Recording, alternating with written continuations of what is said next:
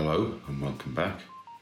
This week we're going to have a look at the Class 47 that came along in 1977, the blue variant. It's model number R.075 and I've got it here sitting on the incline with three illuminated Mk2 coaches. So we'll just have a swift look at it sitting here on the incline. But also today I'm going to begin to sort of dismantle the railway. I'm going to take off some of the catenary, so we might just have a look at removing some of that a little later in the video. But there she is. She's in that lovely sort of waxy plastic. So I call it lovely, but some people don't like the effect. I think it looks quite smart on this particular model. So I think this was the third incarnation of the Class 47 that Hornby Railways did. She's got the illuminated head codes, but in this light we might not see those light up very much. But we'll do some running with some of the lights out a little later on. But we'll just have a look down the whole length of the train there. We'll just come back a little.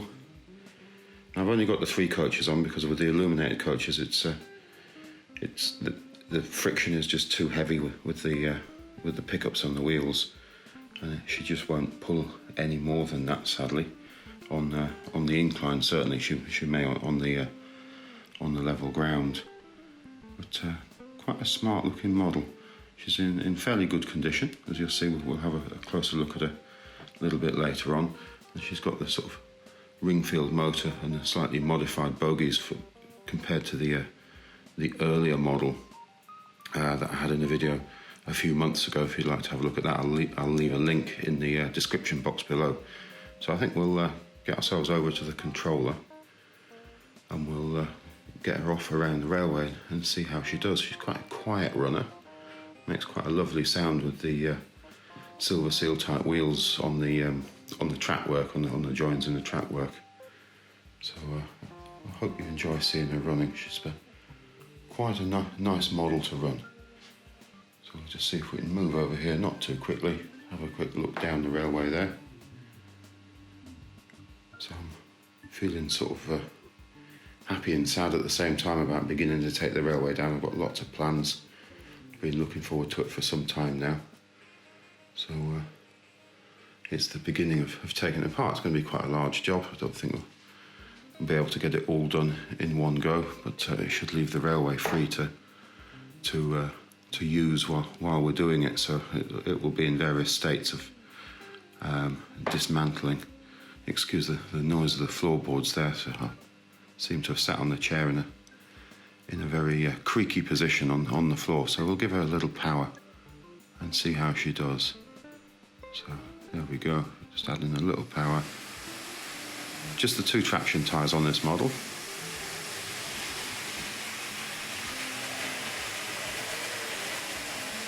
Onto the bridge.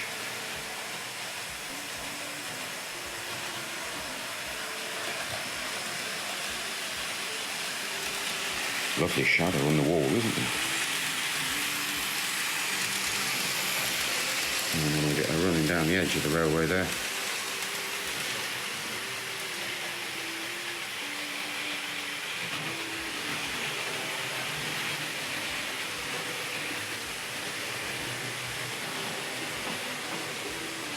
Down past the station. Great noise across the pointwork. So we can't really see the coaches lighting up terribly much, or the head code in these lighting conditions. So when she comes across the bridge, we'll give her a little more power and see if we can see that head code.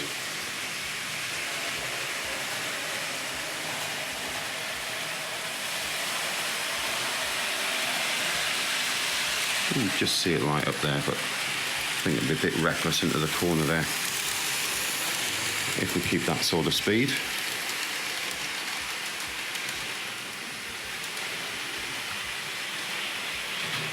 Under the elevated section, I hope we'll come to a stop just before points 8 and we'll get her through those.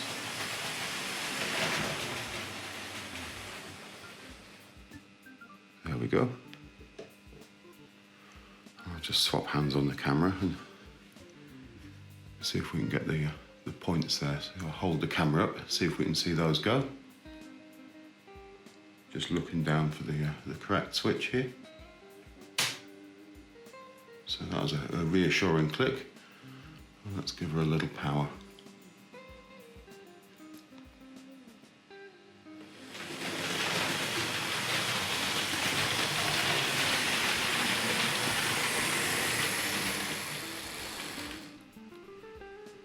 So we'll just throw those before we forget.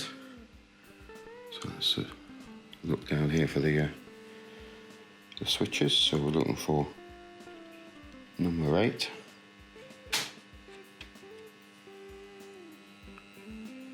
And let's just get her around the inside line a couple of times there.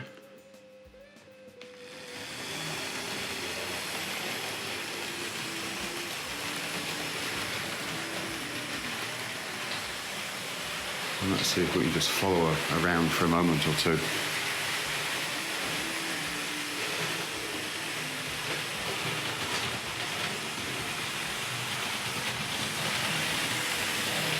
can just see the head code lighting up there, can't you? Lamps are on in the coaches. There's a tiny flicker on one of those. Each time I get these out, there seems to be another one to fix the wiring on.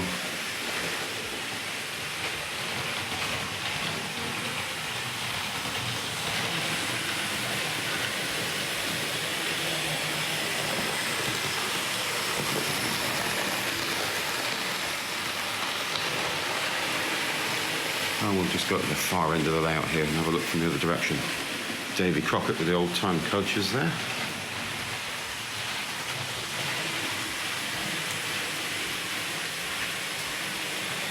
Coming past the signal box and the turntable. Looks great coming around that curve and track by the sidings.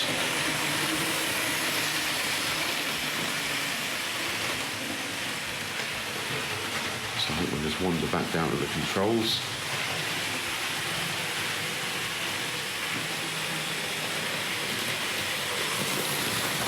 I think we'll get her switched off at the station. So I just lost the train completely there. It takes a while for the gimbal to catch up. It's supposed to smooth out the change of direction and keep it reasonably level. It takes a bit of anticipation of where it's going to go when you move. It makes the video a little bit stiller. Not completely, it wobbles there as I change hands, you'll have noticed that a few times. Been using this for about a year now, from time to time. So we'll catch up with her there, you can hear the creaky floorboards again. Let's bring her to a stop at the station.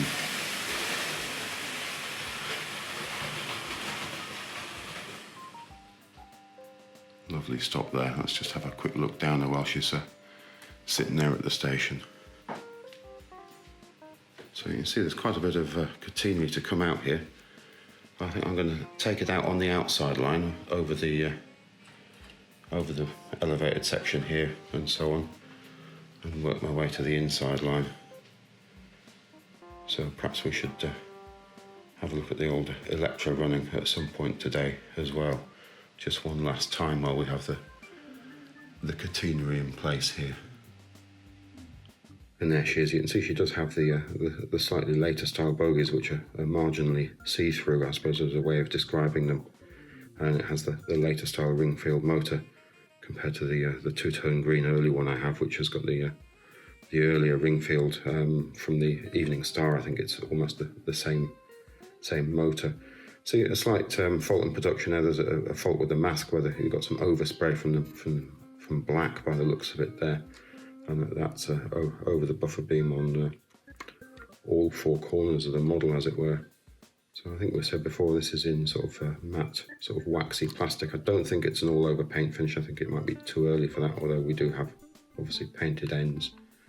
Nice window wiper detail there on the glazing units. And we've got interior cab detail of some description through there, but very difficult to see through the windows. As we've seen, lovely lighting up head codes, a couple of windows down the side, and plenty of detail over the top. I think in this sort of matte waxy finish, this detail shows up to a greater degree than it does on the two-tone green model, even though the two-tone green has it picked out. I think the detailing actually perhaps worked better. It would be difficult to pick which model is a better looking model. I suppose it might depend more on the period in which you prefer. But for me, collecting the toy trains, they're both quite pretty, but this probably has a bit more presence. I don't know. You've got these vents there, sprayed up in black. Let's have a swift look underneath. So we do have pickup from this side. So these are insulated on this side, and then we've got pickup on the other side on the power bogie there. Just the two traction tyres. We've got no driver on the centre wheels on this model. On the earlier model, we had all 6 driving. What have we got down here? We've got Hornby's name in there. We've got made in Great Britain and Hornby on the bottom there. So quite a pretty thing. We've got the couplings. Excuse me, I'm losing my voice. Couplings sort of moulded into the bogie. And we can just see the pickups there. So one supplying the motor, I suppose one perhaps helping out the lighting unit there. We could have a look at the service sheet there in the corner of the picture. So quite interesting. They've simplified the wiring greatly from the earlier model. So we'll just pop that down and have a swift look over the box and the instructions. So she comes with paperwork. So there we've got R.075, we've got 5th of the 10th, 77. So I don't think this has been opened out too many times. It's very, very heavily folded. I think we've seen these general instruction sheets before, covering a number of models and how to remove the bogie frame and so on, and servicing different models there. So we won't bother opening that one up, I don't think, because we've seen it before. So we'll just fold that back flat, have a swift look over the box.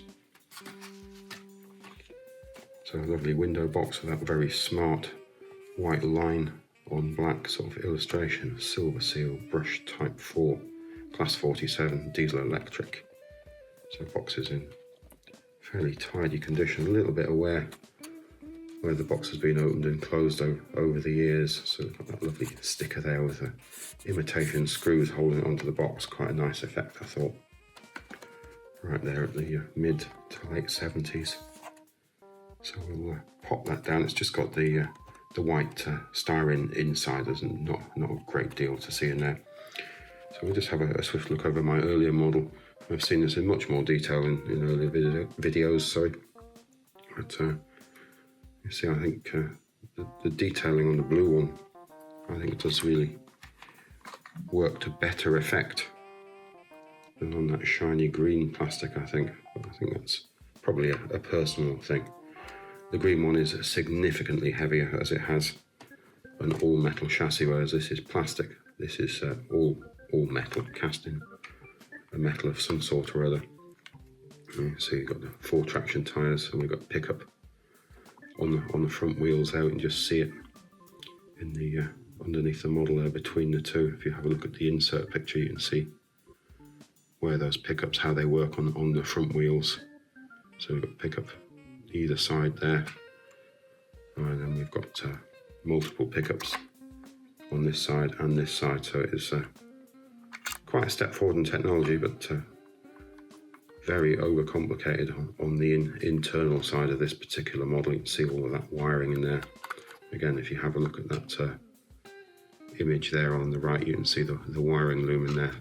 So they are better left together, and rather than taking apart, you can remove the bogies from these and get to what you need to without dismantling the entire model, although it is fairly complex. This one doesn't light up as well as the blue one I've found.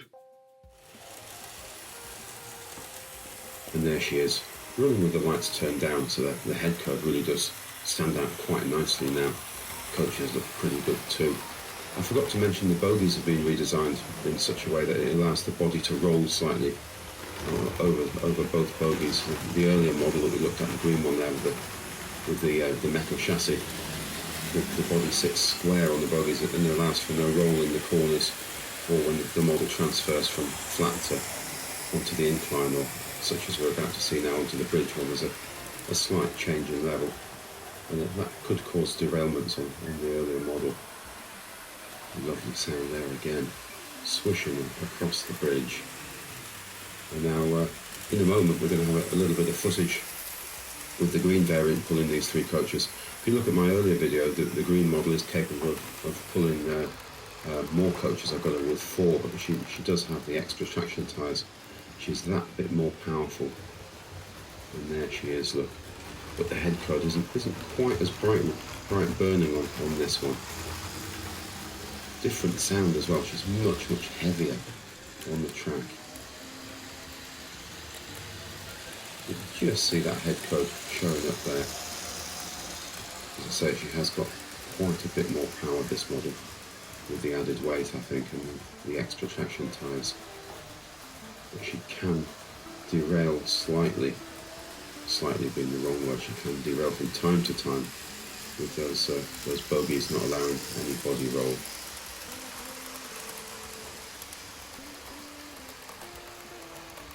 So I've just separated the bogies just from the model so we can have a look. I'm not going to run the motor on a rolling road today because I think we've seen a very similar motor running recently.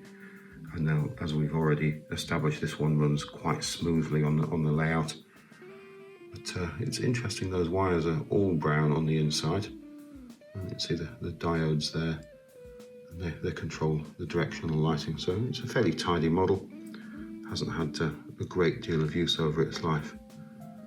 But I think these Ringfield motors, this Silver Seal type wheels, definitely a step forward in smoother running, and they make a lovely sound on the railway.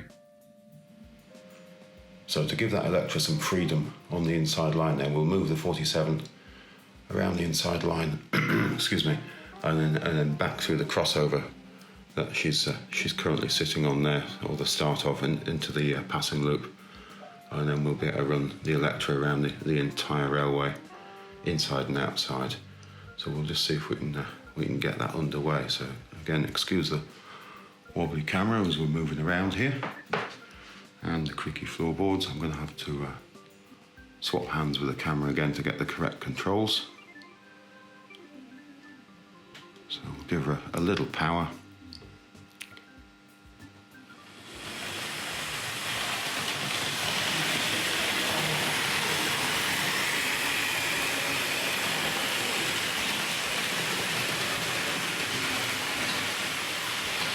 There she goes, and we'll just stop her just short of points number 9, the crossover.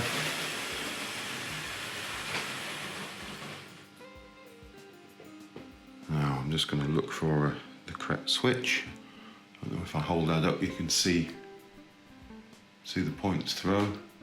I think that's it. Sounds pretty good from where I'm sitting.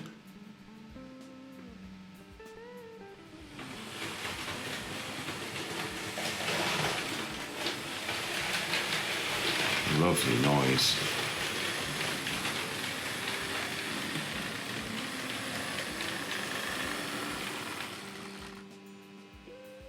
And then we'll just throw number 9 again. We'll just have a quick look down here. Look for number 9. And then we want number 11 definitely open at the station. And then I think we need to have number 12 as well. Let's see if we can see that one go. There we have it. So let's just have a quick look around and see that all's well before we get underway with the Electra. So we can get through 12, 11 onto the inside line here. 47 is safe in the passing loop, so we're taking power from the overhead now anyway. So I think we'll give that a go. So again, excuse me, swapping hands again on the controls. Let's see if we can get to the Electra.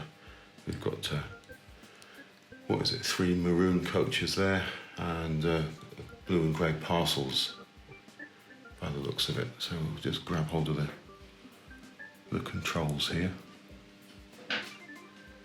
Sorry, I'm fumbling around without looking here. A little power.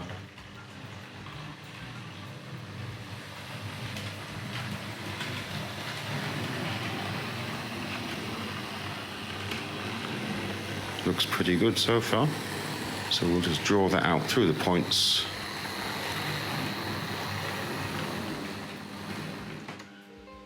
And then I'll just reach down for the switches and we'll get her underway. So that's number 11 into the station we want to close. And then we'll just swap hands again.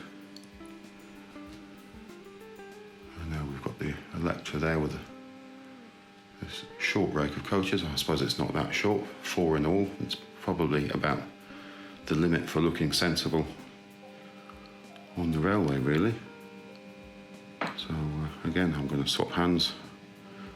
I'm lying to you here. I thought I had the camera in the correct hand to operate, but I didn't. This is probably one of my favourites, if not my most favourite model of all. Quite a strong light coming through the window there today.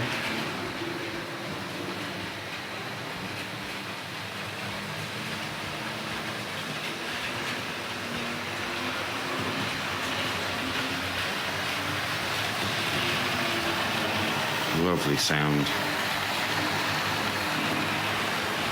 So what we'll do, we'll get it through 0.7, so we'll bring them to a stop just before those.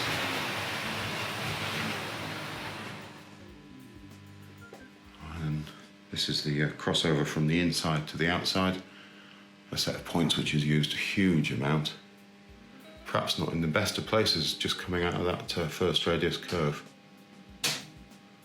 It does have a little bit of straight track between it and the curve there. Let's go and have a quick look. So I found when I put this layout together, you need a little straight in before the points if you're coming out of a curve to avoid significant derailments. Let's have a look down there. You can see there we've got what they call a quarter straight sitting in there. Otherwise I don't think the wheels line up correctly as they come through there. So we'll just pop that down to the controls. So we'll give that a little power, I think.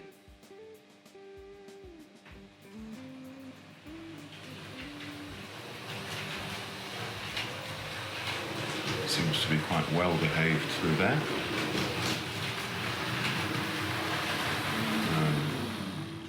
Gentle stop there and we'll just take care of the point work before we forget. So Electra looking nice there alongside the Mk2s. So we'll just drop down here and see if we've got the right point.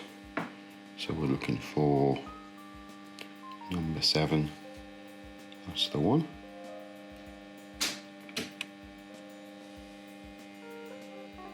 And then we'll get her a little power, I think.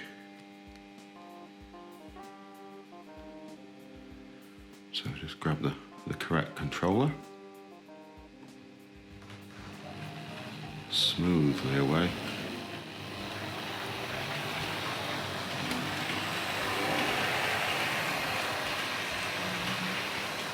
I'm negotiating the incline now. And the sun has got a lot stronger through the windows now, so I'm not quite sure how the camera's going to cope with this. Not too bad by the looks of it. Great pool of sunlight on the tail end of the bridge there. Lovely. Lovely sound. I keep saying that, but it really is all part of playing with these toy trains, I think. Under the elevated section. And then we'll bring it to a stop down here by the 47.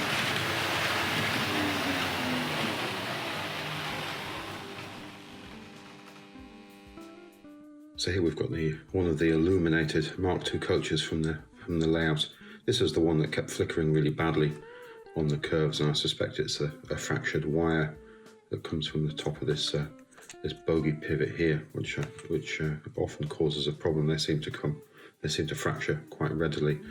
So I think these came along in '69, and variants of them remained in the catalogue till the early '80s, I think. But I think lighting was dropped almost by the mid '70s. I don't think it was a terribly successful idea with the huge amount of friction that these create, and these pressed steel wheels for the pickup aren't terribly accurate. They can cause some derailments, but they're quite good fun things. But as I say, the models tend to struggle at any more than 3 of them. So if we just take this one apart, we'll have a swift look inside it while we're here. We'll see if we can get it apart and see where the fault is. I won't repair it today because this is already running on this video, isn't it? So we'll just have a quick look inside.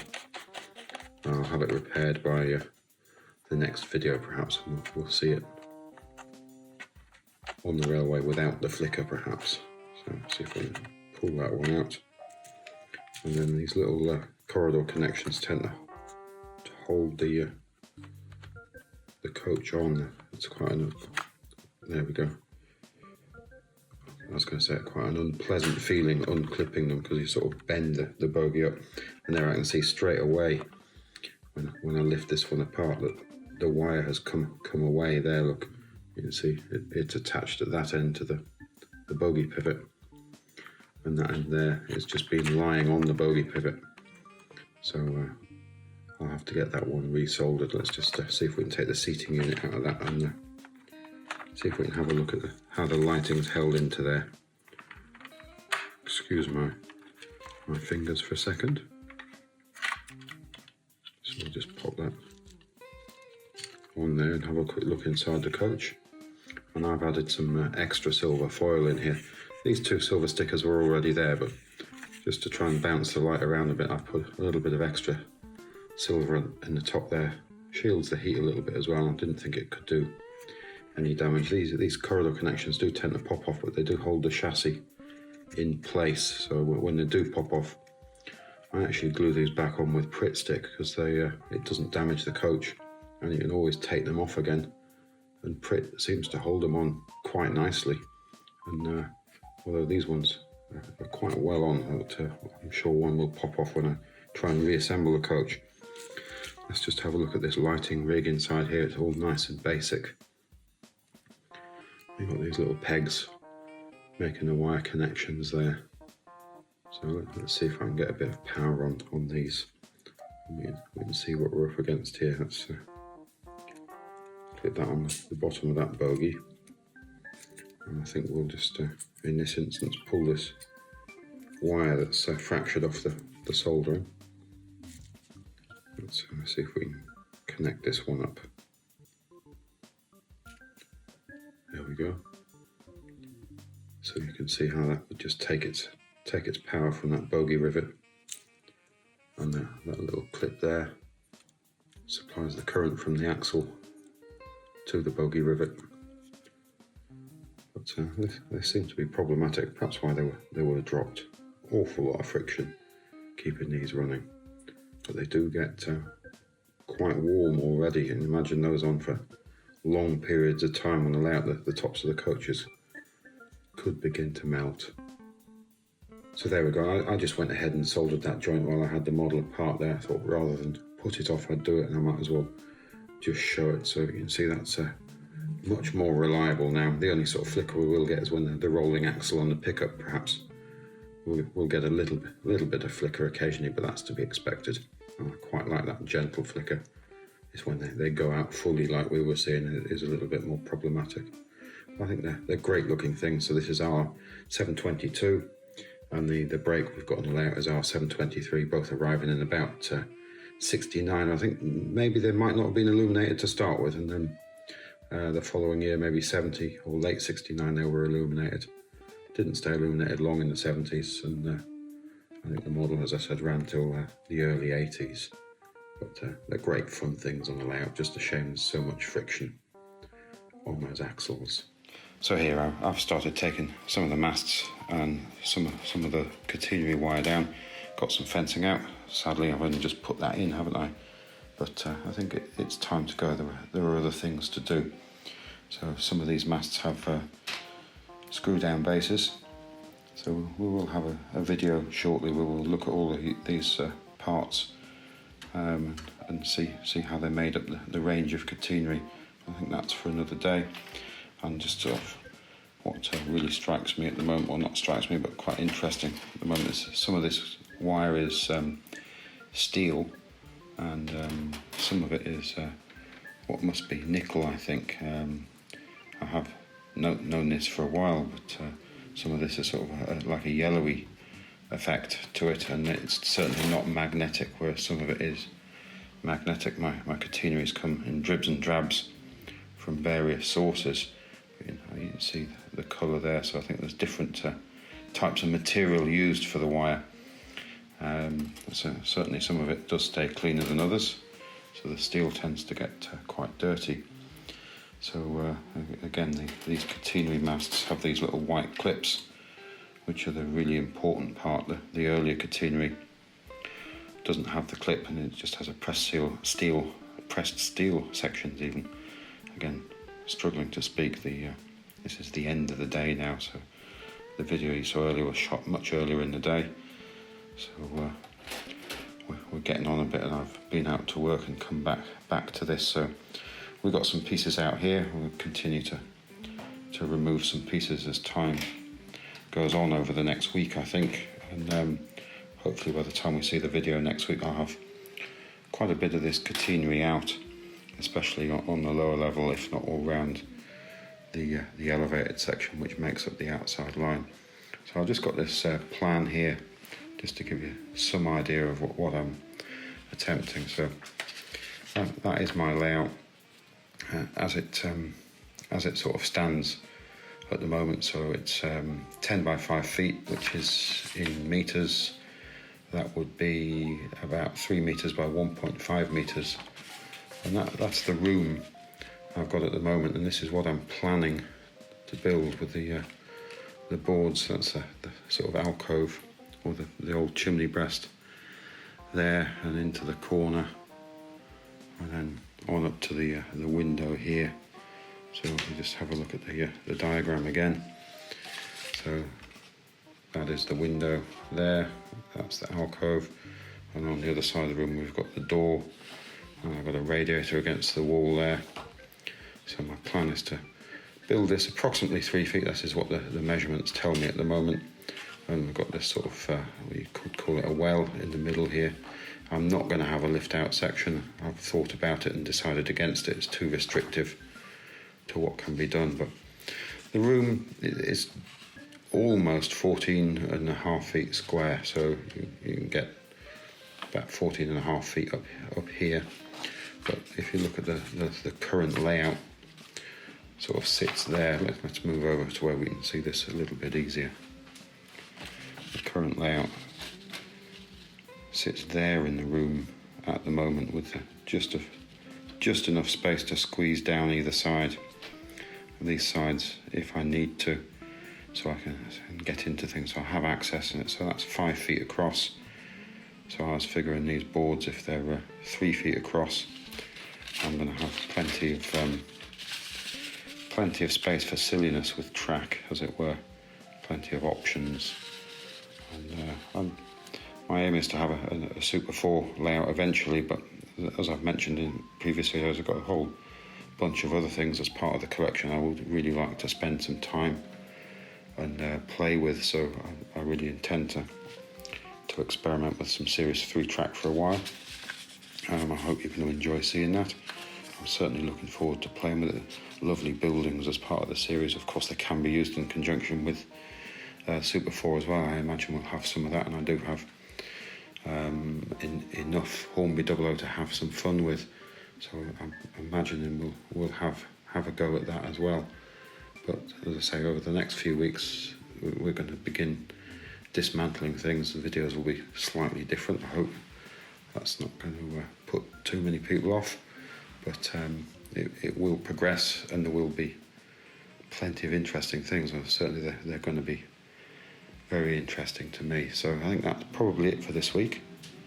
If you look back again next time we'll certainly have a different view on the railway than we do today. And thanks again. Goodbye now.